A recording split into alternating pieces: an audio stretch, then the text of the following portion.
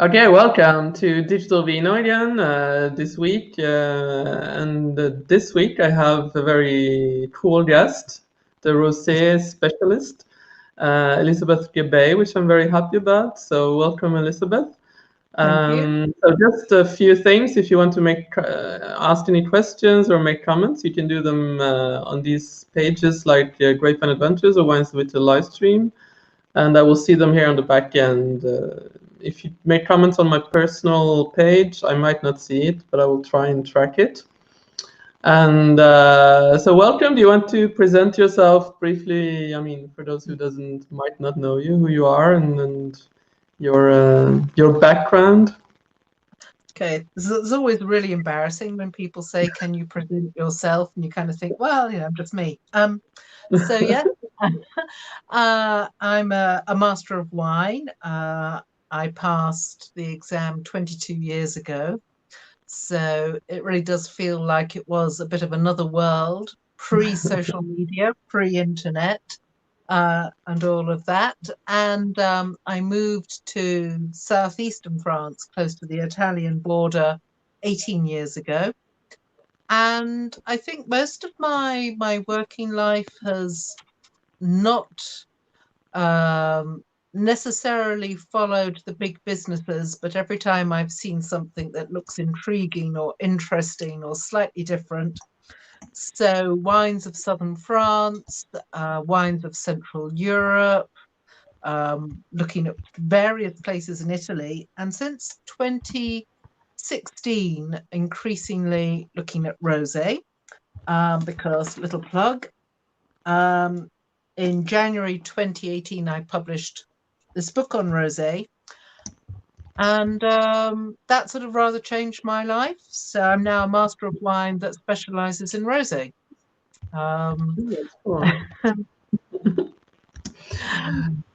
So if you go back to when you kind of because I see you kind of have a degree in history, I said, so Yeah. I guess we're pretty similar there. So when you decided, why did you decide to study to master wine? How did your wine passion start? Apparently, I was always interested in wine. My oldest wine book I was given for my 16th birthday, which I have no memory of whatsoever.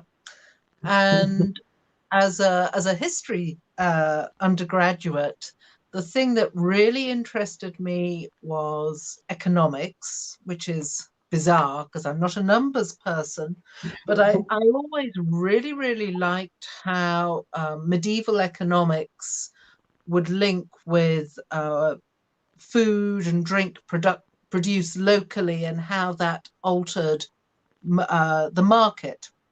So my biggest interest was always the local food and wine and how it related to the history. And that still remains a very big interest. I think my knowledge about wine is very influenced by the history behind the wine production. So I Okay. was interested in wine, and then I worked in publishing, then I worked in the theatre, then I went around the world with a rucksack. And then I came back and I thought, I don't know what to do. And I was on holiday in France and I found some wine that wasn't for sale. So I brought it back to England. And I enrolled on a wine course at Christie's. This is the mid 1980s, run by Stephen Spurrier. Okay. For bankers who wanted to be able to order wine in a posh restaurant. So we had the most amazing wine you can imagine, but it was very expensive. So I asked Stephen, how could I do the course without paying? And he said, well, if you would like, you can do the next course, you pour the wine. So I did that. And then he said to me at the end, why don't you try doing the certificate? So I did the certificate, and I did the higher certificate, and I did the diploma.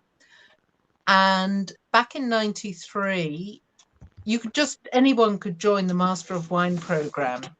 Okay. But it was, sorry, that's my husband's mobile phone suddenly ringing. Don't worry. But there was only, very few people passed. And I passed theory the first time. So it was kind of like, okay. Oh, maybe that's cool. maybe I'll just keep going. So there was no great ambition, it just evolved.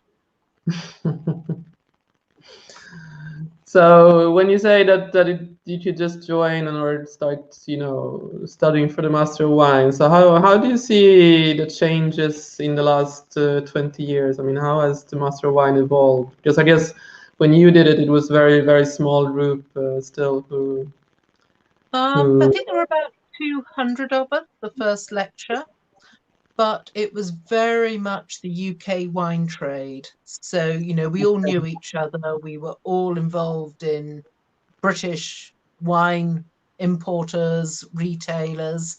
As I say, we had no internet, so it didn't reach to a wider audience. It was much cheaper because all the study was on our own. We had none of the trips and the residentials. So in a way, it was much more accessible for everyone, but it was far harder to learn about global wine. okay. We actually sent letters in envelopes That's to wine cool. uh, So how did very you do different. the tastings? And then, I mean, did you have still groups where you met to do tastings together, or how did it work?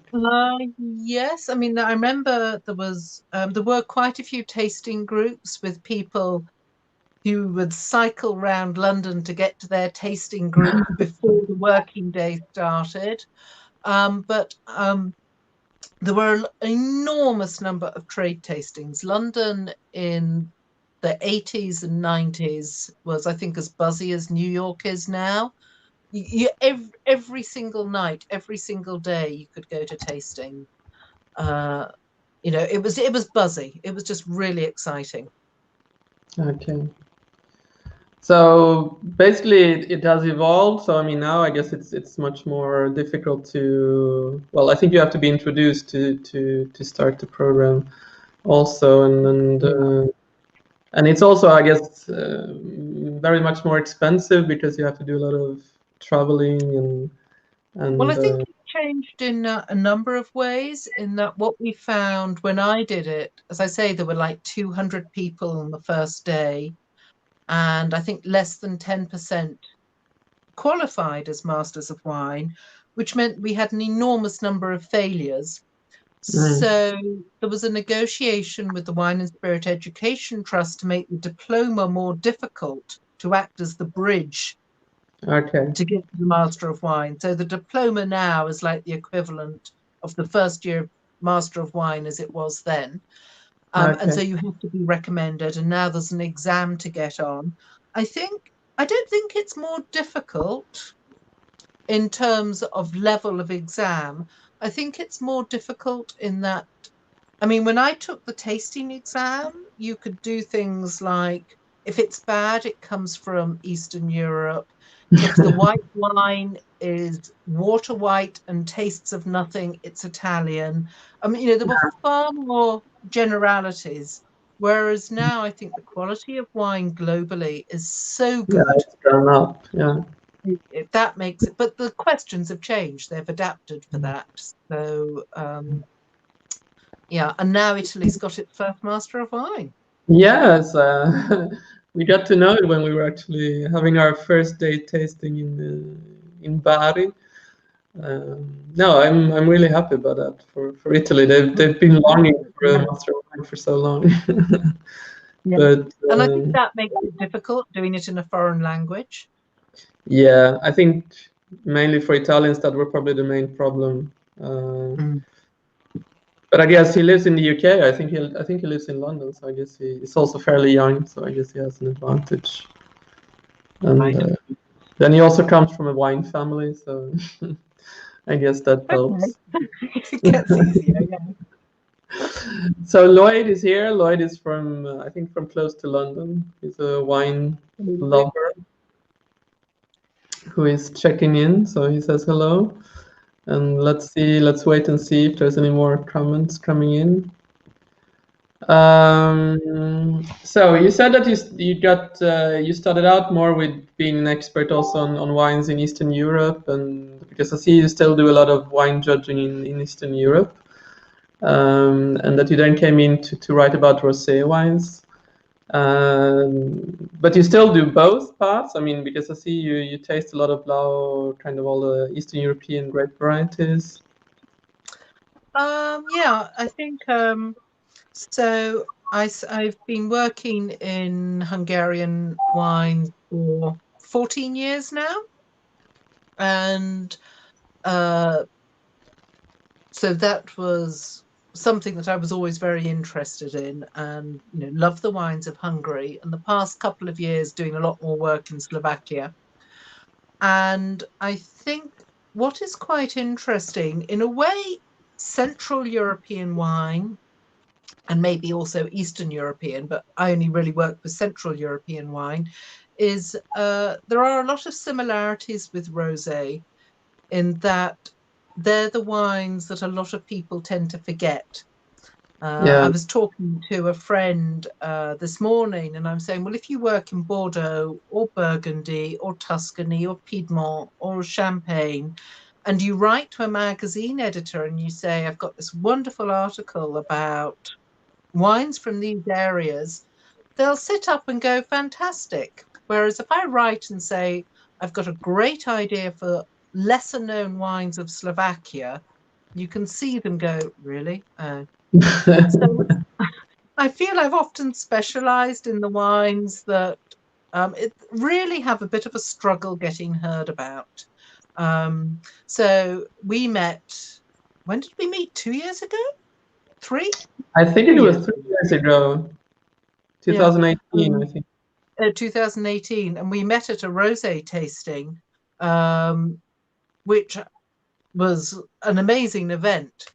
And afterwards, they said to me, "Well, we don't get many people who want to taste our rosé." And the It's wines were true. brilliant, weren't they? They were.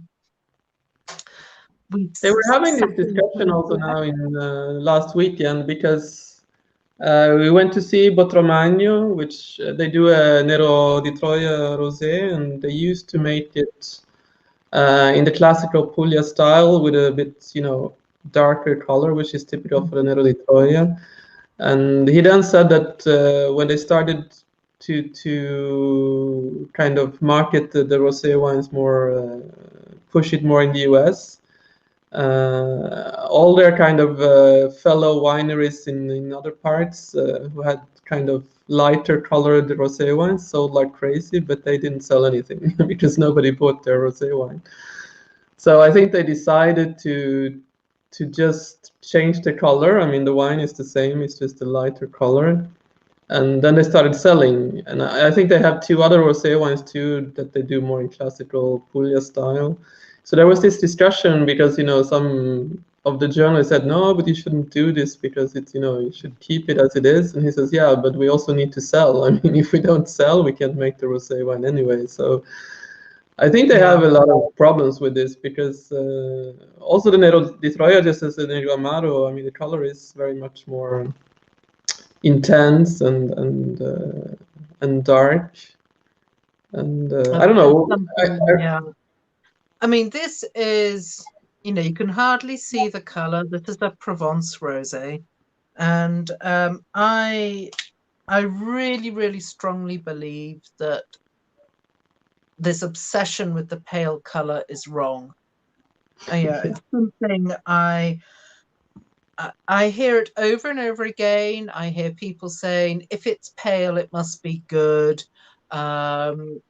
Darker rosé is sweet, darker rosé is bad, and it's wrong. And if you make a wine paler, you are changing the wine. It's inevitable. You cannot make the same wine but with a different color.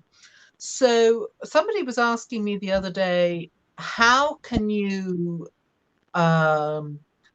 influence the consumer to buy a slightly darker rosé?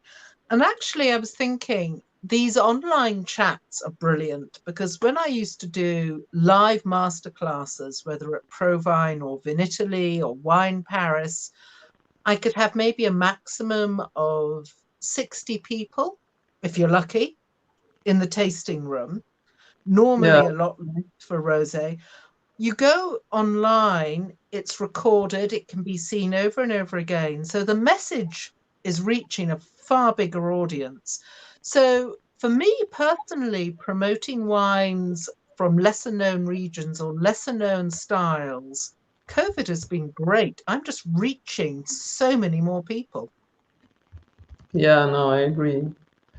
And I also feel that I get more questions now that a lot of people, I mean, not experts, but also people in general asking like, why? I mean, because probably they don't know about the color. So they would ask like, but why is the color like that?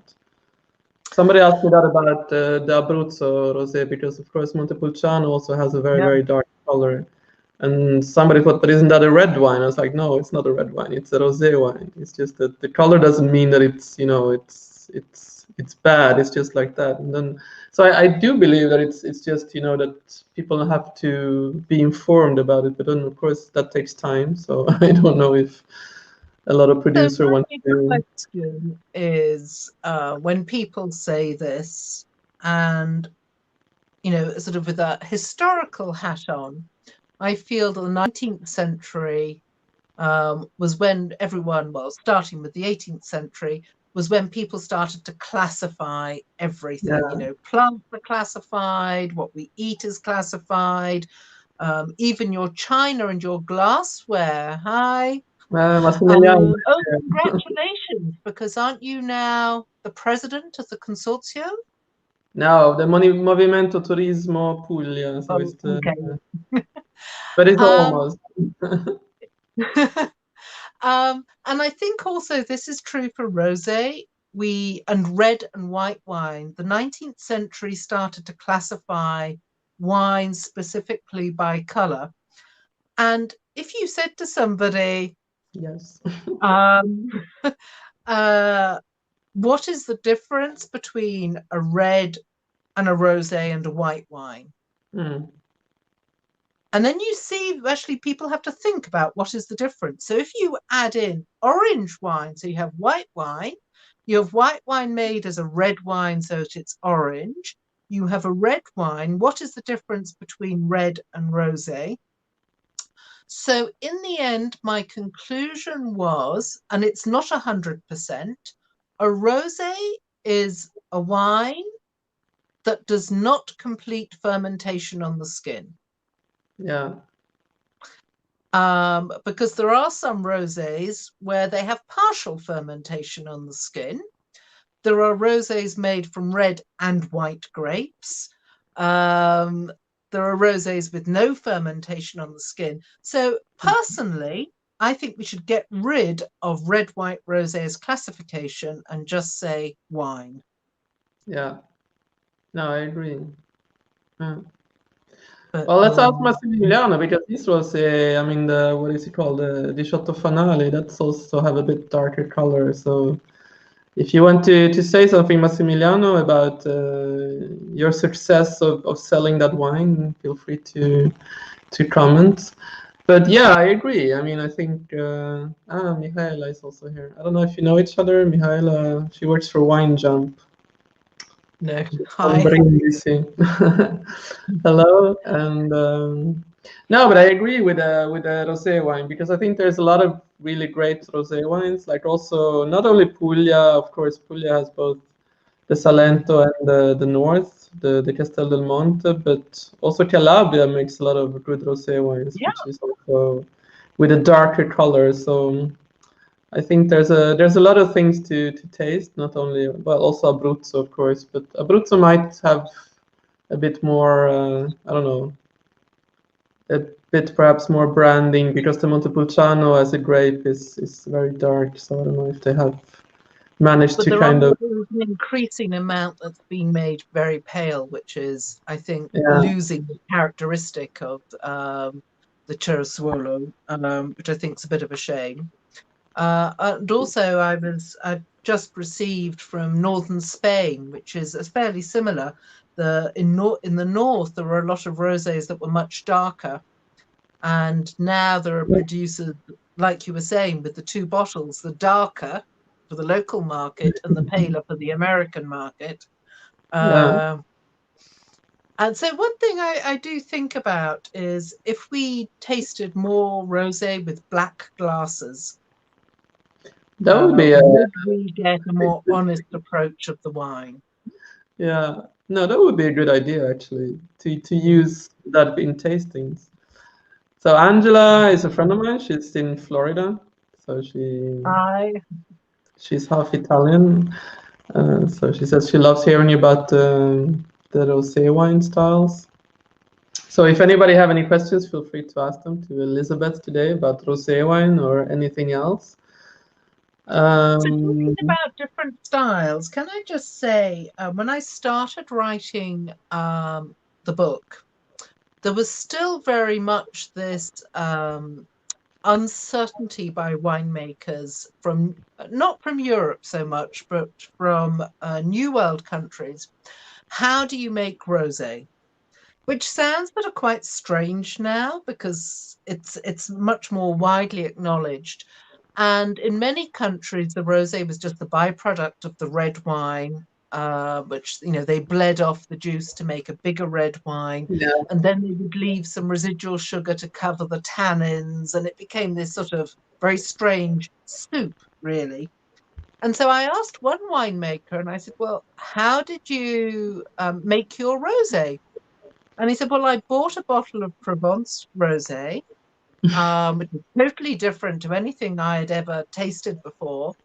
And I looked on their website, and the website said, when you look at a wine website and they tell you nothing about technology, and it said cold maceration, minimal skin contact, selected yeasts, temperature controlled in a tank, and you've got your rosé." So I said, that's how I learned to make rosé. I looked at the website. And okay, you don't have the same grapes, you don't have the same climate. And that was 5 years ago. But now what I'm seeing is a growing confidence with winemakers saying, I want to make a wine, a rosé, that is as typical of my grapes and my environment as my red and my white. So I think the next big thing is we're going to get very, very focused regional styles Yeah. of rosé, which is really exciting. I think this is, rosé for me is the most dynamic category in winemaking at the moment because anything can happen. Yeah, I mean, when we met there, that was actually the first time I had tasted older vintages of rosé wine, and so I thought that was very interesting. I didn't even know you could age rosé wine because I had never tasted anything that was older than like 1 or 2 years. So So we have to say, so when we met at this tasting, we went into this cellar, and I sat down for the tasting, and they said, no, no, no, no, you're giving the tastings. I kind of went, okay, I don't know Negramaro. And do you remember, they kept on bringing out older and older vintages, and I think the oldest was 1976.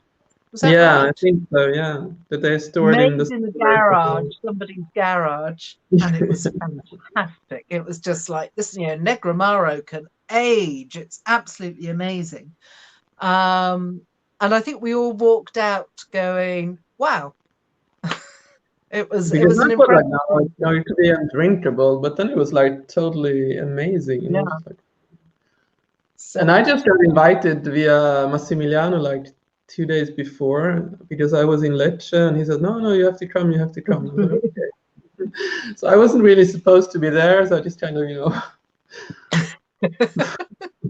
got there by chance. So I didn't even really know what was going to happen, but it was no, really a lot of fun. And no, that that's made like, it exciting. Yeah. no, that's Puglia. I mean, you just kind of Yeah. end up somewhere without knowing really.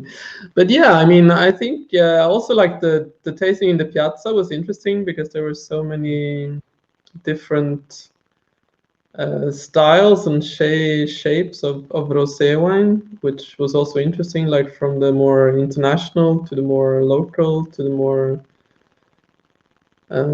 So I think, I mean, at least I learned a lot.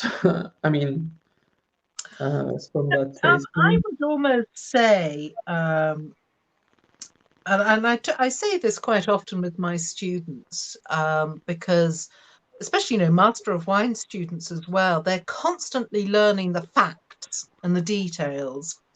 And even more so with rosé, because there is this formula about rosé. And I sometimes say to them, you know, you think of Star Wars, let go of all your preconceptions. Let go of trying to fix this wine into a box. How does this wine speak to you? How is it going?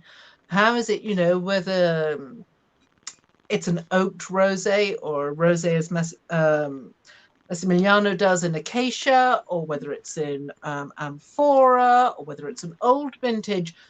Lose those preconceptions of this should be a fresh, clean, pale, anonymous rosé, and just go with it.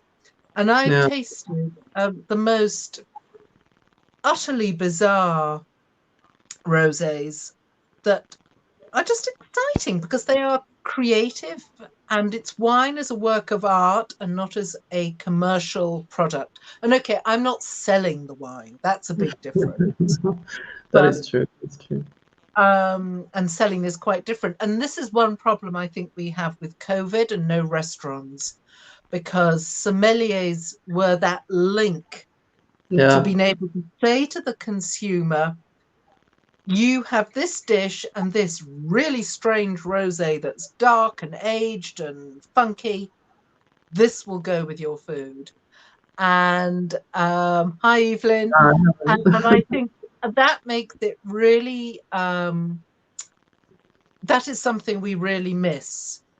And I think unusual wine, whether it's a Slovakian Dunaj or a Hungarian Cake Francosch or a rosé from a weird producer, having that hands-on enthusiasm of somebody serving the wine, that's what we're missing right now.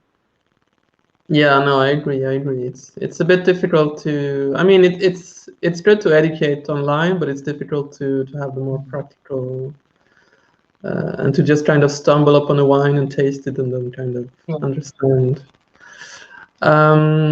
So, I mean, how do you see on the future of rosé? You talked a bit about it a while ago, but I mean, you said that you think that these more local expressions of rosé will come out. Do you see any other tendencies or trends that you think will be? I mean, not only Italy, but generally. It's a bit difficult to tell. I mean, my prediction before COVID was that maybe there would be a big split in the rosé market, which maybe I think will still happen, but maybe slower, in that the classic Provence style, pale, fresh, more delicate, more fruity, will remain the big bulk of sales. When you think Whispering Angel has over 4 million bottles a year in America alone, you know, it's massive.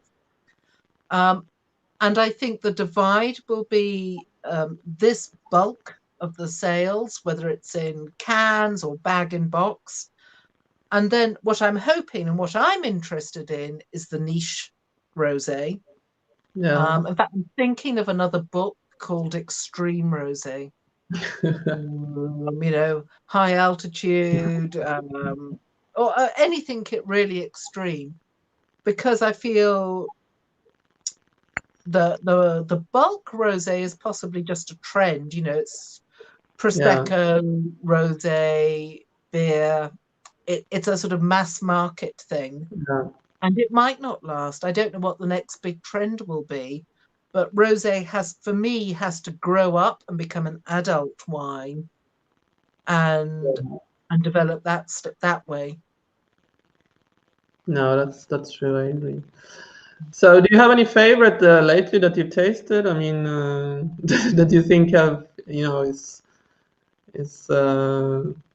I don't know, any favorite. Well, I did. I've just finished writing an article. There's a magazine for German-speaking wine producers called Trink, and I've just finished writing an article about Schiller. which you get in Germany, Austria, Alto Adige, Switzerland, German-speaking Switzerland. And it's a very historic style, dating from a time when red and white grape varieties were co-planted, so that depending on the vintage, it was more red or more white. Okay. And that, interesting, produced some quite exciting wines, because the appellation rule says the grapes still have to be co-planted and co-fermented and harvested together. So yeah, that was nice, because they're difficult wines to make and to sell, but that was very interesting. I have a few interesting wines coming up in the cellar. There's I have an Australian rosé made with Nebbiolo, aged in barrel under floor.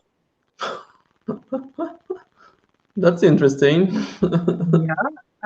So that's going to be a rosé that I'm going to probably be tasting in the next couple of weeks. Had some really nice rosé aged or fermented and aged in amphora. I'm not giving names because it's sort of, no, of course. but which I really like, because amphora or cement tanks can give a bit of texture, which I really rather like. And I'm discussing, this is really quite exciting for me, on going to Bordeaux to taste rosés made by the Grand Cru, the top. So that's a lot of diplomatic negotiations at the moment. So I'm hoping that will happen. Where else? I think there's. I mean, I hesitate. And then I know there's an Austrian winemaker that makes Solera rosé. There's no vintage. He just keeps on topping up the amphora. So there are lots of really exciting rosés that I really liked. So that's cool. So what do you think? I mean, if we go back to just briefly before we round it up, talk about your. Your other side, where you do a lot of Eastern European tastings, and so how do you see the future of Hungary and Romania and these countries? Do you think they will? Because I know that they have a lot of focus still on more Bordeaux style wines that they sell more internally than abroad, of course, because otherwise the competition would probably be harsh. Do you think that they will change their styles? I mean, some of them, of course, are changing towards more modern, lighter style, but how do you see? I think there's already a lot of change. I don't think maybe it's reaching the export markets yet, but so say in Romania, their big red grape variety, Feteasca Negra, that I was there in June, and I tasted some really amazing wines. They're really all of a sudden sort of taking a step back, saying this is our variety, and we can do things in a Romanian style. Hungary, again, there is a growth in local styles, but a lot of these winemakers, and I sort of hesitate to say this because it sounds very patronizing. I think that often globally there are winemakers who lack confidence that their local wine, their local varieties, their local style of winemaking is as valid as the international commercial style. And it's not just the winemaker's lack of confidence. I hate to say it. I think there are an enormous, enormous number of wine merchants who don't know much about wine. They probably know how to sell, and they probably know how to say to their customer, well, do try this Negramaro. It's very pale. It's just like a Provence rosé, rather than them knowing that Negramaro is not necessarily like that. It has more of this. From Romania. I agree. I think Feteasca Negra has the most amazing character. And And I really do think, I mean, this is why the Masters of Wine originally started, was to train wine merchants to know about wine.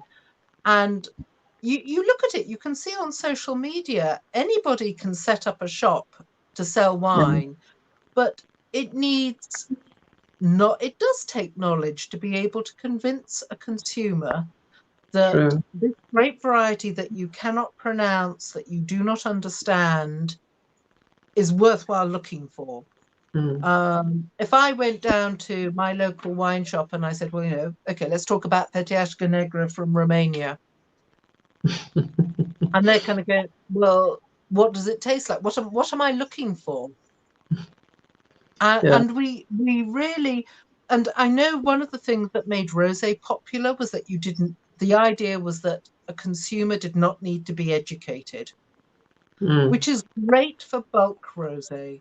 But when you're talking about quality rosé, or red or white or orange wine, maybe I'm being elitist, but it is an art. It is an art product. It is a crafted product.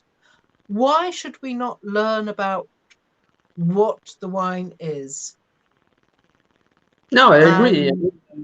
When I went to Hungary a couple of years ago, and I also kind of went to Moldova just before the pandemic, I mean, I also found that there were really great wines being made. I mean, there's a lot, of course, still of the more international Bordeaux style, but I think there's a lot of producers making great wines. But yeah. Probably they don't, not many of them, I guess, reach outside the borders, probably. Well, you should live in France. I mean, I live in southeastern France. We get a lot of wine from southeastern France. My local shop is beginning to be a bit more adventurous. We have spotted a few foreign wines, which is kind of like, ooh.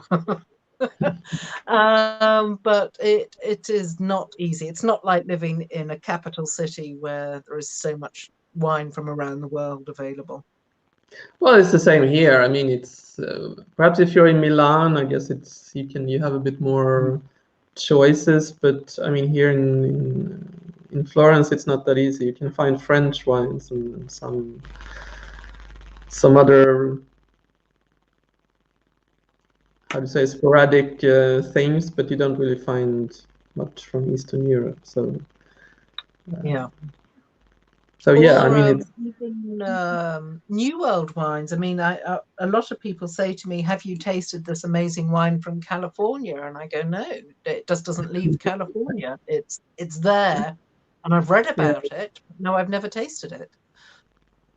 But also because I think they don't. I mean, they don't send, of course, and I mean, in Sweden I can find the more general wines from California, but I probably wouldn't be able to find the more niche wines. But in Italy, it's very hard. I mean, and also if you talk to wineries like in the US, of course they don't send to Europe.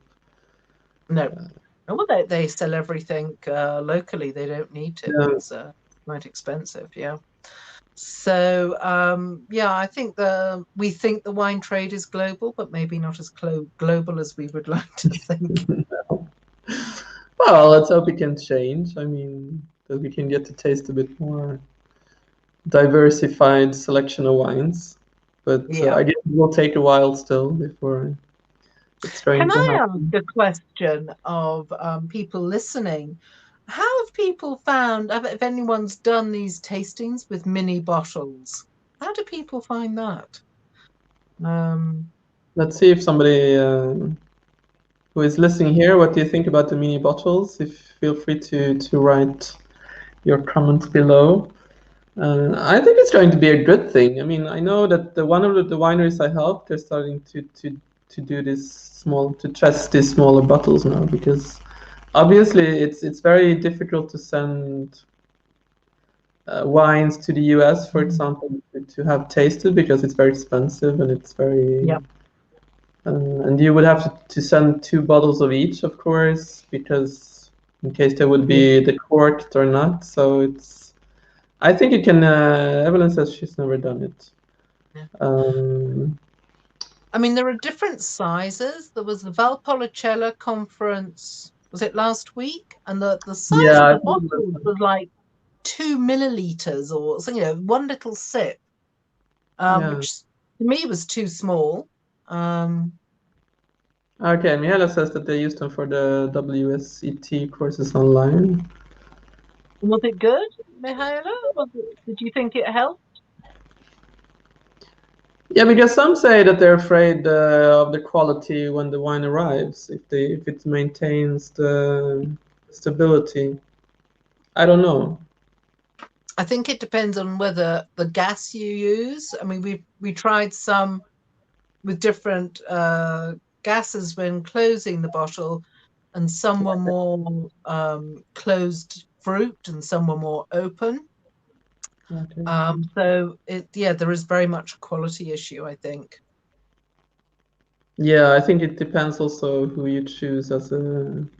I guess there will become more and more of these companies who provide this kind of bottles very soon. Yeah. Because I think it's going to be a sustainability thing also for a lot of wineries. I've got Cool. these test tubes, which I had a sake tasting. They're plastic, and there was enough there that I got 3 tasting glasses out of each test tube, Okay, which was cool. really quite interesting.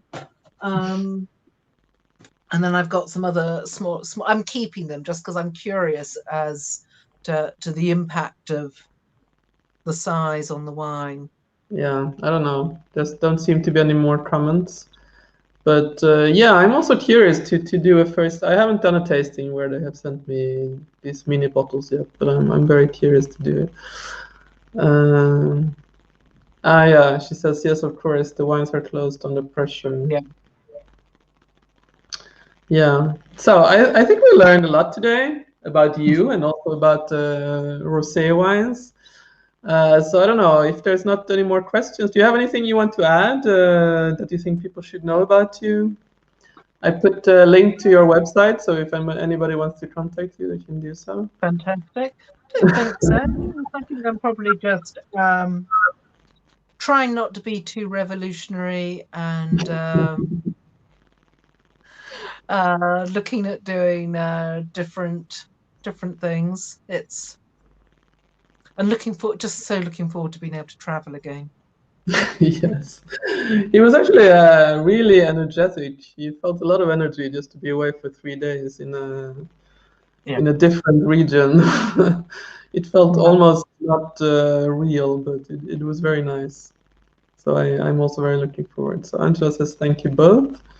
It's been great, and so thank you for wanting to be a guest here. And the replay will remain. And as soon as I have my new website up, I will also put it on Okay. the article. So thank you, Elizabeth, for being here. And next week we're actually going to have a guest that I've been trying to get on for some time. Which is Raffaele from Traerte Winery in Campania, in Irpinia. He's doing mainly white wines, I think with Greco and Fiano. So that's going to be fun. And so have a nice evening, everyone, and you too, Elizabeth. And I hope to see you soon in person. Thanks a lot. Okay, bye. Ciao.